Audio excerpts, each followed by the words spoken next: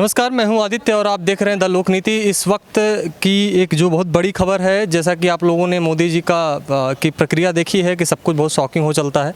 अचानक से एक बम निकलता है और धमाका हो जाता है, फिर पता चलता है मीडिया में कि धमाका हो गया।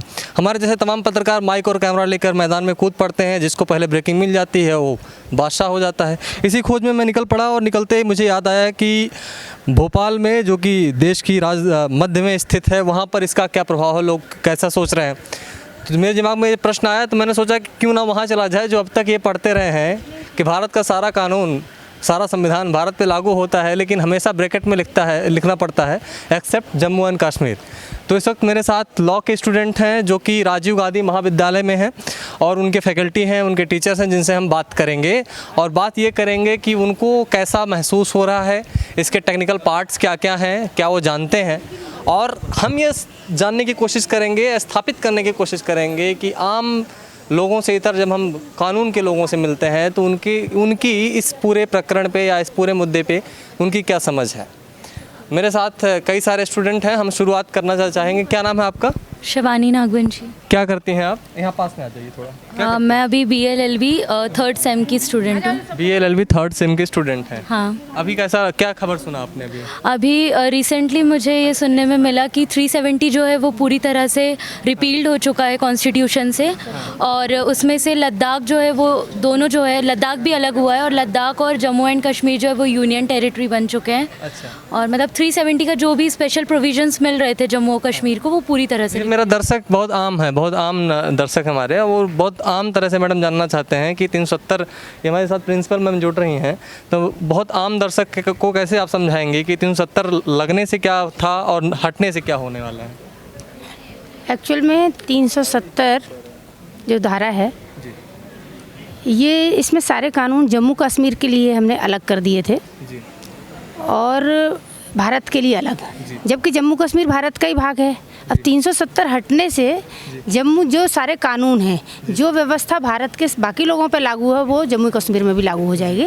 इसको लागू होने से हम लोग बहुत खुश हैं, क्योंकि जम्मू कश्मीर भारत का ही भाग हो गया। जो कानून उनके लिए अलग थे वो अब उसी में जुड़ गए हैं और इससे मुझे लग रहा है जम्मू कश्मीर की जनता को बहुत फ़ायदे होंगे। और जो कि जनता समय आने पर ही समझ पाएगी कि जब ये 370 हटने से हमको कितना फ़ायदा होगा। कश्मीर में को लेकर के एक जो राय है कि बहुत तनाव रहता है। क्या नाम है आपका? नंदिनी। नंदिनी, कश्मीर के बारे में खबर पढ़ती रहती हैं आप? हाँ, पढ़ती रहती। कैसा तनाव रहता है हमेशा? वहाँ पथराव होते रहते हैं एक्सटर्नल पाकिस्तान से, और इवन वहाँ के सिटीजन्स भी ना मिलिट्री वालों को मारते रहते हैं। उनके लॉ सब कुछ अलग हैं, है ना।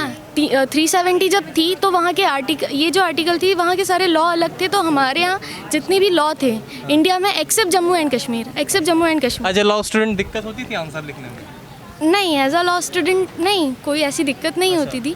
लेकिन अब ये है कि हम एक्सेप्ट जम्मू एंड कश्मीर की जगह हम ये लिख पाएंगे कि हाँ, Jammu and Kashmir all over India. Formally applied. Exactly. ठीक है, क्या नाम है आपका? जी, ऋषभ श्रीवास। आप क्या करते हैं? जी, मैं लॉ कंप्लीट कर चुका हूँ। प्रैक्टिस कर रहे हैं? जी हाँ। क्या समझ है आपकी कश्मीर को लेकर के? जी, जो हमारा सामाजिक समझ बताइए, कानून तो हम आपसे पूछेंगे। सामाजिक ये आप कह सकते हैं कि वहाँ के लोग अपने आप को अभी भी भारत का नागरिक होने का उनके मन में भी ये डाउट है कि हम भारत के नागरिक हैं या नहीं, क्योंकि हर लॉ हमारा वहाँ इम्प्लीमेंट नहीं होता जी। और उन्हें भी इस चीज़ का कहीं ना कहीं खामियाजा भुगतना पड़ता है।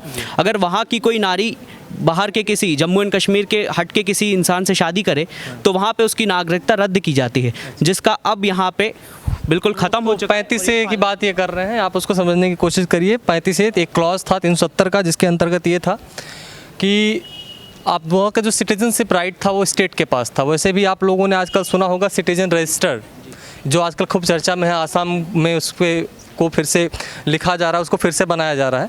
वहाँ का जो सिटीजन रजिस्टर था वो स्टेट के हाथ में था, सेंटर के हाथ में नहीं था। तो 35A उनको एक स्पेसिफिक स्टेट का दर्जा दे रहा था, वो भी अब शायद हटा दिया गया है, जहाँ तक मैं समझ रहा हूँ। आपका नाम? मैं doctor Jyoti Sharma political science की टीचर हूँ और मेरे ख्याल से आज का जो दिन है वो स्वर्णिम अक्षरों में लिखा जाएगा और इसके लिए भारत का हर नागरिक बधाई का पात्र है। क्योंकि जब 47 में हम स्वतंत्र हुए थे तो हमने धर्मनिरपेक्षता को अपनाया था। तो जब धर्मनिरपेक्षता है तो फिर किसी राज्य को विशेष दर्जा क्यों? शुरू से ही इसका विरोध होता आया है क्योंकि 1954 में डॉक्टर राजेंद्र प्रसाद जी राष्ट्रपति थे और उन्हीं की अनुशंसा पर ये 35A और 370 धारा का प्रावधान रखा गया था, जो संसद के दोनों सदनों से आज तक पास नहीं हो पाया था, जो असंवैधानिक था। आज संविधान की जीत हुई है और भारत के लिए बहुत गौरव का विषय है क्योंकि हमारे यहाँ संविधान ही सर्वोपरि है। तो संविधान का सम्मान करते हुए आज जो मोदी सरकार ने यह जो पास करवाया है ये वो भी बधाई के पात्र हैं और भारत का हर नागरिक इसके लिए बधाई का पात्र है और हम धर्मनिरपेक्षता का सम्मान करते हैं और करते आएंगे। विश्व का सबसे बड़ा लोकतांत्रिक देश है, धर्मनिरपेक्ष है, ये अपने आप में एक मिसाल है और पूरे विश्व में इसकी चर्चा होगी और भारत जो है वो एक नए आयाम प्रस्तुत करेगा। हम आपसे और भी बातें करेंगे, मैडम से भी बातें करेंगे। पहले हम स्टूडेंट से उनकी राय लेना चाहेंगे और लोग जो बात करना चाहें इधर आइए। आप क्या नाम है आपका? पूनम। पूनम, क्या जानती है कश्मीर में 370 हटने के बाद आपको क्या लग रहा है, कैसा लग रहा है? अच्छा लग रहा है कि कश्मीर की जो जनता होगी उसे हमारे यहाँ पे मिल के अच्छा लगेगा, हमारे संविधान से जुड़ने का मौका मिलेगा। अच्छा, अभी तक भारत के संविधान से जुड़ नहीं पा रही थी? जुड़ तो पा रही थी लेकिन यहाँ की कुछ ऐसी फैसिलिटीज थी जो उनको नहीं मिल पा रही थी। जैसे कि हमारे यहाँ के लोग वहाँ पहुँचते थे तो उन लोगों को वहाँ की जो सुविधाएं थी वो नहीं मिल पा रही थी। हाँ, जैसे कुछ राइट्स ऐसे आपको पता है कि कौन, आप लॉ के स्टूडेंट हैं, कुछ ऐसा राइट जो यहाँ के लोगों को मिल रहा हो वहाँ के लोगों को ना मिल रहा हो? अच्छा, आईपीसी कितने लोग जानते हैं इसमें से? इंडियन पिनल कोड सभी लोग जानते होंगे ना आईपीसी? तो वहाँ पर कौन सा क्या आईपीसी लागू होता था? जी नहीं, आईपीसी वहाँ लागू नहीं होता था। वहाँ पे उनके खुद के जो लॉज हैं वो उनसे गवर्न होते थे। उस पिनल कोड का नाम जानते हैं आप लोग? Ranbir panel code. इधर आइए आप।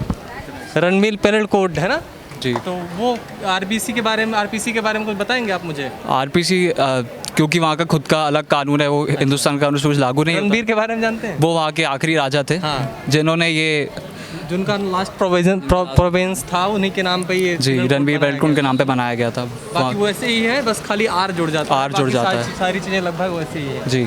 आपका नाम क्या है? वैशाली ठाकुर। वैशाली, क्या एक लॉ के स्टूडेंट होने के नाते अभी आप क्या क्या टेक्निकलिटीज़ देख पा रही हैं?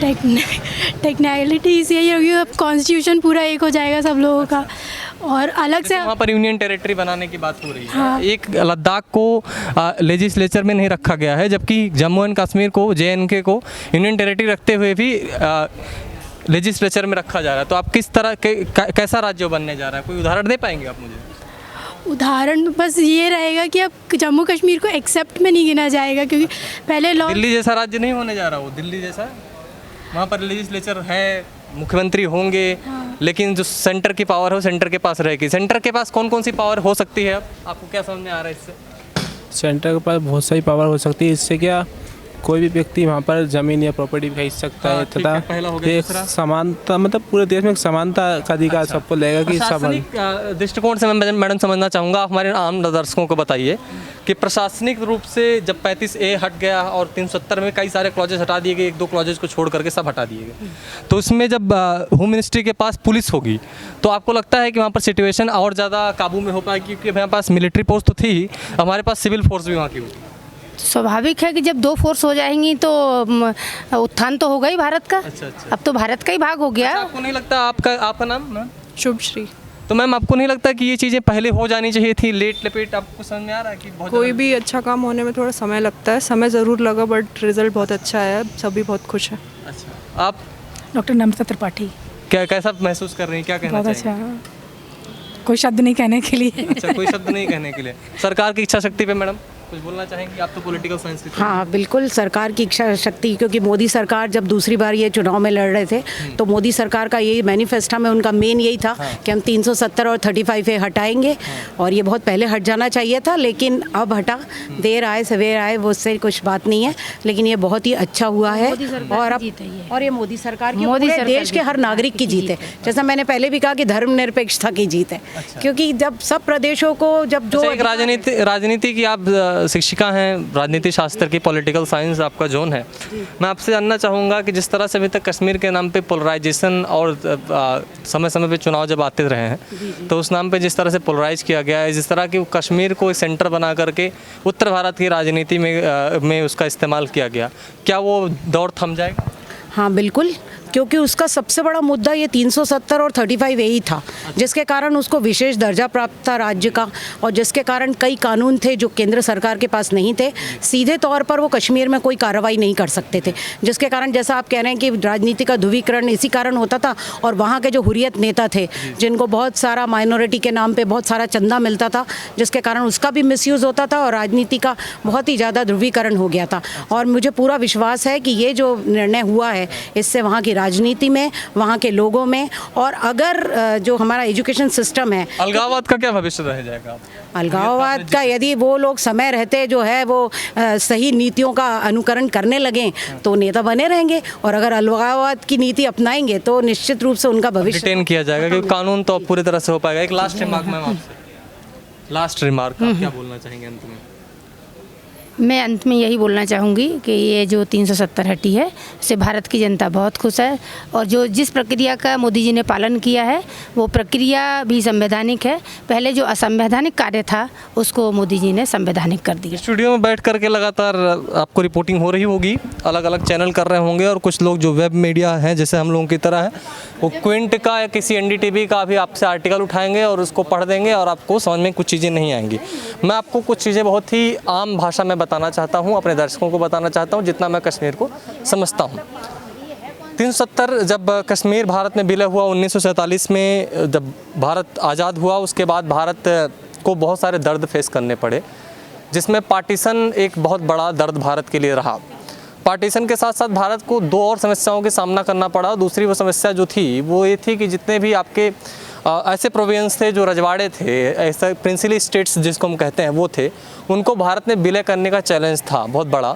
उस वक्त के तत्कालीन गृह मंत्री ने बहुत इंपॉर्टेंट रोल प्ले किया था और हैदराबाद को के साथ साथ कश्मीर को भी अपने में विलय किया था। उसमें उन्होंने राजा हरीश सिंह को अपने में विलय करने के लिए कन्विंस किया था, और कन्विंस करने का जो आधार था वही था कि कश्मीर को एक विशेष राज्य का दर्जा दिया जाएगा, उसे आम भारतीय राज्यों की तरह ट्रीट नहीं किया जाएगा।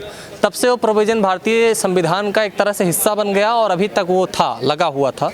370 के तहत ये था कि भारत का कोई भी आम नागरिक 370 के रहते हुए कश्मीर में ज़मीन नहीं ले सकता था, प्रॉपर्टी नहीं खरीद सकता था, या कश्मीरी भी भारत में आकर के इस तरह की कोई डील नहीं कर सकता था। दूसरा जो स्थिति थी वो ये थी कि कश्मीर में अगर ये कानून है तो कोई भी व्यक्ति कश्मीरी लड़की से या कश्मीरी लड़का किसी अन्य लड़की से शादी नहीं कर सकता था। तीसरा ये था कि जो भारत के और सारे कानून हैं, जैसे मान लीजिए रिजर्वेशन है, वो रिजर्वेशन लागू नहीं होता था। दलितों का जो रिजर्वेशन है भारत में के तमाम हिस्सों में, सभी हिस्सों में पाया जाता है, लागू होता है आसानी से। लेकिन मैं आपको बताना चाहूँगा कि ये दलितों के पे जो रिजर्वेशन का मामला हो कश्मीर में लागू नहीं होता है। इस तरह के बहुत सारे ऐसे मुद्दे हैं जो कश्मीर में लागू नहीं होता था। अब चूँकि ये कर दिया गया है तो 370 ही नहीं हटाया गया है, बल्कि इसके अतिरिक्त जो गृह मंत्री ने प्रपोज किया है वो ये किया है कि दोनों स्टेट्स को अलग कर दिया जाएगा। जम्मू और कश्मीर से लद्दाख को अलग करके एक अलग यूनियन टेरिटरी बनाई जाएगी जिसमें लेजिस्लेचर नहीं रहेगा। इसके अतिरिक्त जम्मू और कश्मीर को एक ऐसा स्टेट बनाया जाएगा जो यूनियन टेरिटरी तो होगी लेकिन वो लेजिस्लेचर वहाँ पर काम करेगा, यानी कि दिल्ली जैसा राज्य होगा, पूर्ण राज्य नहीं होगा।